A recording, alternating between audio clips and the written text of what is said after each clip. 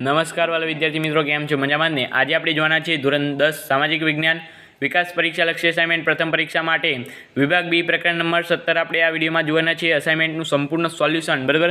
એકમાત્ર YouTube channel જે દરેક વિષયનું સોલ્યુશન મળે છે. અહીં આ યુટ્યુબ ચેનલ પર તમને દરેક વિષયનું સોલ્યુશન મળી જશે, બરાબર? તો ચાલો મિત્રો, આપણે હવે વિભાગ બી પ્રકરણ નંબર 17 જોઈએ. અસાઇનમેન્ટનું સંપૂર્ણ સોલ્યુશનમાં વિભાગ બીનો પ્રકરણ નંબર 17નો ક્વેશ્ચન નંબર 1 જોઈએ તો અહીં તમને ક્વેશ્ચન નંબર 1 આપેલી છે. ગરીબી રેખા નીચે જીવતા લોકોનું જીવન ધોરણ ઊંચું લાવવા માટે સરકારે કરેલા પ્રયાસો જણાવવાના છે. તો ગરીબી રેખા નીચે જીવતા લોકોનું જીવન ધોરણ ઊંચું લાવવા માટે સરકારે કેટલા કરેલા પ્રયાસો નીચે પ્રમાણે છે. એ લોકો માટે રેશન કાર્ડના આધારે જાહેર વિસ્તરણ પ્રણાલી શરૂ કરી છે. એ લોકો માટે જાહેર વિસ્તરણ પ્રણાલી હેઠળ વાજબી ભાવની દુકાનો ખોલવામાં આવી છે. એ લોકોને વ્યાજબી ભાવોની દુકાનો દ્વારા અનાજ, ખાંડ, તેલ, મીઠું, કેરોસીન જેવા વપરાશી જીવન જરૂરિયાતો નિયમિત જથ્થામાં રાહત દરે આપવામાં આવશે. ત્યાર પછી છે બીજું સાપેક્ષ ગરીબી અને નિરપેક્ષ ગરીબી, બરાબર? તો મિત્રો, અહીં પહેલાં સાપેક્ષ ગરીબી જોઈ લઈએ.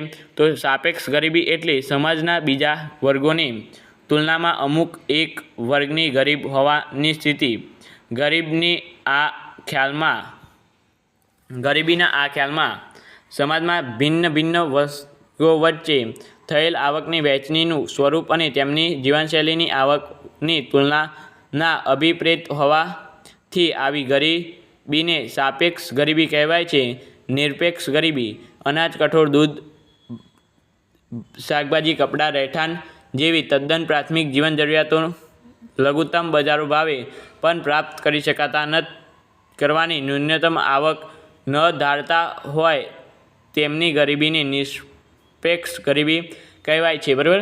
ત્યાર પછી આગળ જોઈએ તો બેરોજગારીની વ્યાખ્યામાં કોનો સમાવેશ થતો નથી?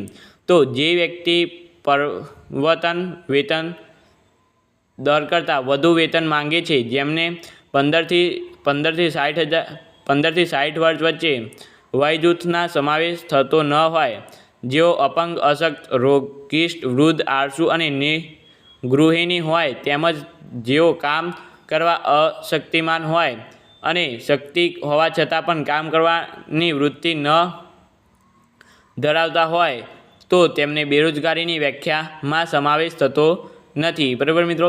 ત્યાર પછી આગળ ક્વેશ્ચન નંબર 4 જોઈએ તો બેરોજગારી એટલે શું, તેના પ્રકારો જણાવો. તો બેરોજગારીના તમારે યાદ રાખવાના છે 6 પ્રકારો છે, બરાબર? પહેલાં આપણે પ્રકારો જોઈ લઈએ. તો ઋતુગત બેરોજગારી, ઘર્ષણજન્ય બેરોજગારી, માળખાગત બેરોજગારી, પ્રચ્છદ કે છુપી બેરોજગારી, ઔદ્યોગિક બેરોજગારી, શિક્ષિત બેરોજગારી, બરાબર? એમાં બેરોજગારી એટલે તમને ખબર હશે કે વેતનના પ્રવર્તમાન દરો કે કામની કરવાની તત્પરતા એટલે ઈચ્છા, યોગ્ય લાયકાત અને શક્તિ ધરાવતા લોકોને કામ શોધવા છતાં કામ મળતું ન હોય એવી ફરજિયાત સ્થિતિ, બરાબર? ત્યાર પછી જોઈએ ક્વેશ્ચન નંબર લાસ્ટ. વિશ્વમાં શ્રમ બજાર સાથી ઉદ્ભવે છે? તો મિત્રો, રાષ્ટ્રીય કક્ષાએ શ્રમિકો એક દેશમાંથી બીજા દેશમાં વેપાર, ઉદ્યોગ, તાલીમ કે ઉચ્ચ અભ્યાસ માટે અને શૈક્ષણિક વ્યવસાયોની શોધમાં જાય છે, તેથી વિશ્વના શ્રમ બજાર ઉદ્ભવે છે. તો મિત્રો, અહીં આપણે વિભાગ બીને આજે અહીંયા સંપૂર્ણપણે સોલ્યુશન પૂર્ણ થઈ ચૂક્યું છે આપણે, બરાબર? તો મિત્રો, તમને અહીંયા વિડીયો સારો લાગ્યો હોય તો લાઇક, શેર અને સબસ્ક્રાઈબ પણ ભૂલતા નહીં. આપણે મળીશું આ વિડીયો સાથે. Thank you so much. Video તમારો ખૂબ ખૂબ આભાર.